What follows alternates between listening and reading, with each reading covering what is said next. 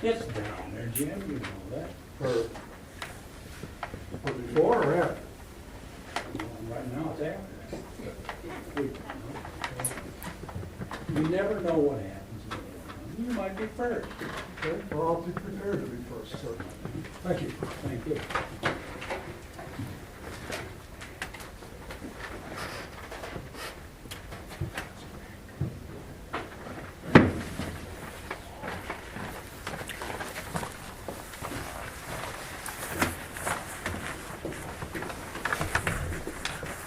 Good afternoon, Jim.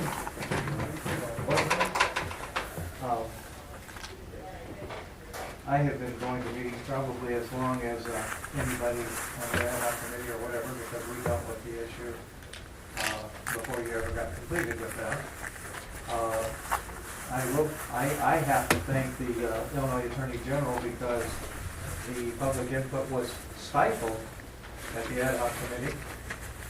The unfortunate part of all that is when you start talking about your 18 months, the testimony taken by the ad hoc committee wasn't even considered in this ordinance.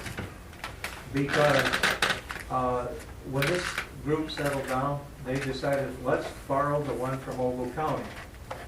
Not a bad idea. When I was trying to draft the best practices ordinance, that's the one I turned to. So when I came into these meetings, I was already a little bit ahead of the game because Ogle County had something drastically better than we did to start with. And when these meetings started out, it was an open forum. And we were able to participate with each of the issues that came before it. They went down the list of issues on the ordinance, and we were able to follow along. They put everything that was difficult to come to a conclusion off till the end. And in doing that, then we got on a fast track at the end where the things that were put forth weren't available to people before the meeting. You didn't necessarily know what was even going to be discussed that night. Not only did we not know that, the board members didn't either. A lot of them. So I found, you say, well, how come you find fault with the process? Well, I find fault with the process because at the end, we were getting dealt with the same way folks are getting dealt with here at the county board right now. You get to speak after they vote. Now, I just ask you, what in the devil good does it do to speak after the vote, if you have an opinion? And also, I'm going to tell you what, most of the people that are sitting here today that want to speak on wind energy, they're well studied in the subject. They're well studied on the sound effects. They're well studied, more so, and it was apparent at the zoning board meetings that the zoning board was not as knowledgeable as many of the people that were there. And I find fault with the county because you have taken over $1 million in permit fees. And that permit fees, even in this ordinance, says it's supposed to buy expert testimony and things like that. And we were told from the start, there will be no payment for expert testimony. So you leave people down there basically to argue back and forth. Mr. Seberg, you mentioned the fact that depositions and stuff like that. I beg you to find one record of a deposition taken during the zoning board hearings on this. They didn't even announce it was a public hearing. They had open meetings, but there was never a time when it said this is a public hearing. No one was sworn in, so there isn't a bit of thing there that you could actually say was evidence. Because, and they even had the expert. Now, the wind energy people, they brought an expert in, and he was an honest one. He favored wind energy, but he was honest. And he talked about the pluses and the minuses. Some of the folks here from the county ended up paying a couple of $1,000s to bring in an expert on epidemiology, the effects on human beings, what wind farms do. I think Mr. Kelly he's made a CD of that presentation. We had the ability to hear the experts.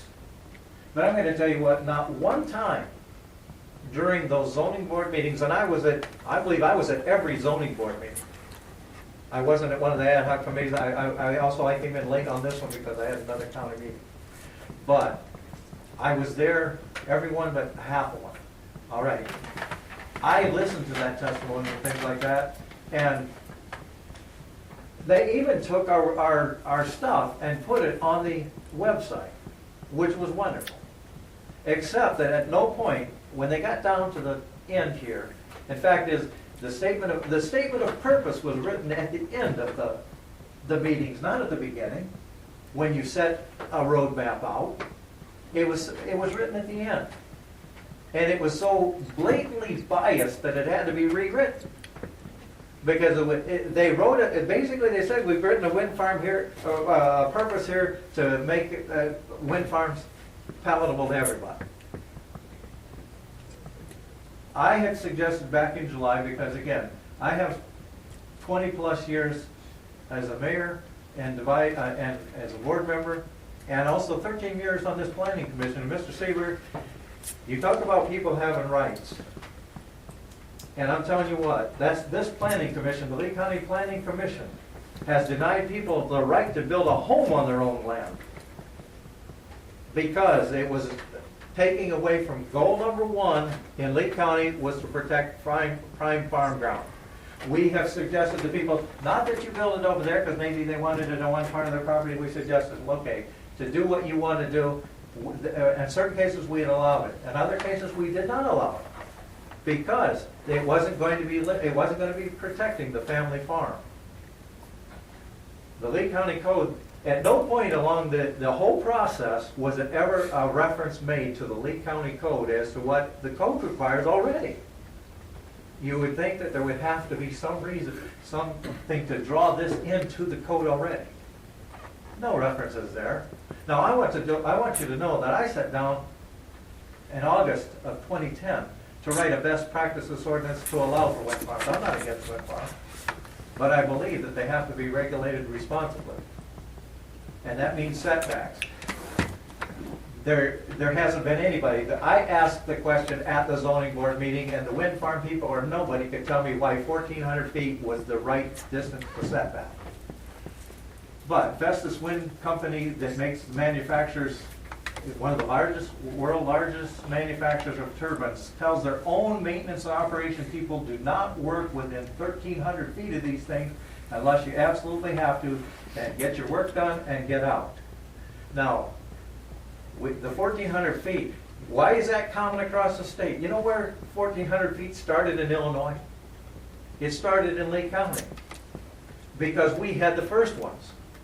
And we had the ordinance, and what do people do? Just like we did, we borrowed the Oregon ordinance. They borrowed ours. So they took the 1,400 feet from that. I submit to you that the 1,400 feet should have been a minimum. And when they tell their own people, don't work within 1,300 feet, and I produced that to a number of the board members, to the zoning board, to the committees, Vestas themselves, they published that. Don't work within 1,300 feet unless you absolutely have to. Then we're looking at an ordinance here. The night that they approved this to go to the county board, and I'm telling you what, they did it to get it out of their hands. They wanted to get rid of it. They'd had enough of it. Steve Rogry over here mentioned the fact that we weren't finished yet. You know that John Martin, he says, I don't agree with Steve very often, but tonight I do agree. We're not ready to go forward. John Martin said that. I don't know if they recorded it in the minutes, but there was enough people there that heard him say that. We're not ready to go forward. We weren't ready. It wasn't ready to come to the county board when it came. But it came. And then you allowed a committee, and myself too. I'm telling you what, I'm glad I wasn't part of that committee to be disparaged the way that committee was by members of this board being told that that committee's nothing. Now, if that committee's nothing, then I'm going to ask you what you are, because you're the same kind of people they are. You just didn't happen to be on that committee, and he asked for volunteers, and he got volunteers. And then it's nothing. Well, if it means nothing, then why did you even have it? And this has been the problem from the start, because the ad hoc committee, it was accused of being biased, because it was biased. The zoning board, they came here, again, I told you, they took no depositions. They didn't take a word of testimony from anybody under oath. And they it was very obvious from, if you were there very often, that the cards were stacked against me. All I have ever asked for was a responsible ordinance. John Martin and I, we agreed to go out to dinner when this is over. Now, I'm not in bed with the wind company, but I'm not in bed with the folks that say they don't want them at all. I'm not that place. As a policy maker, though, we have a responsibility to put forth a responsible policy. And zoning, I've left you, and I think most of you got one of these today, but these were the 4 or 5 of the issues that I left, that as we left forward, still needed to be dealt with. The very principle of zoning is it's out there to protect the health, safety, and comfort of the existing property owners. And when you say, I have a right to do with what's mine, those rights are curtailed by your comprehensive plan, by your zoning ordinances. Mr. Giles, you were wrong, because even if you have the law requires right now, you can't go from concentrated livestock Ag 2 to Ag 3. You can't do it. It's against the law. That's a bona fide agricultural operation in an agricultural zoning, and you can't do it because they don't want any more Ag 3s. You can't bump it up. Not only that, they probably wouldn't even, well, they have half mile and mile setbacks on those. And all that does is protect you from a nuisance. Doesn't have anything to do with public health. You got 1,000 feet from an adult entertainment center, or a place, adult entertainment place. There hasn't been any proof that shows that that affects your health. But for the common good, they set them back. And all I'm saying is we need a responsible ordinance, and we haven't got there yet. And you guys can buffalo your way, blow your way through. But John Martin, who knew this time schedule stuff, said we weren't ready yet. He realized that that would take a little more time to get where we needed to be. And you can do whatever you want because you're going to do it anyhow. But Mr. Seaberg, I'd like to be on the list a little bit. But again, like the rest of them, I'd rather be there before the vote than afterwards. Oh, excuse me, I'm sorry.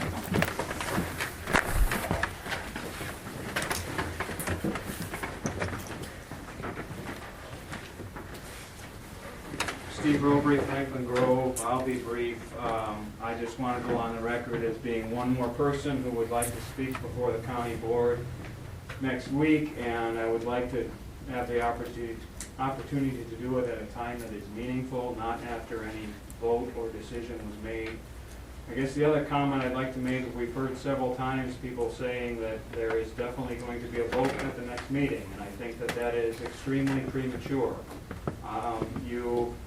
At the last meeting, several county board members spoke up that said that they had some concerns with the zoning board ordinance after reading the minutes and the ordinance that was provided. So much so that we put together a committee to take a look at it and dot the i's and cross the t's that the zoning board decided they didn't want to do.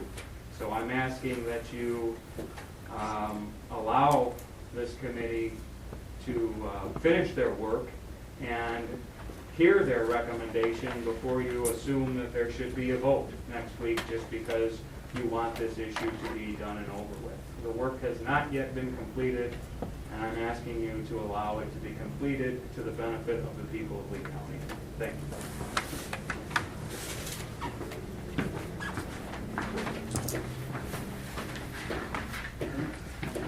As chairman of the committee that's been referred to several times, I would like to be placed on the agenda under committee comments so that I can give a report of our committee. I think it's been accurately portrayed by the speakers that we have not finished our work.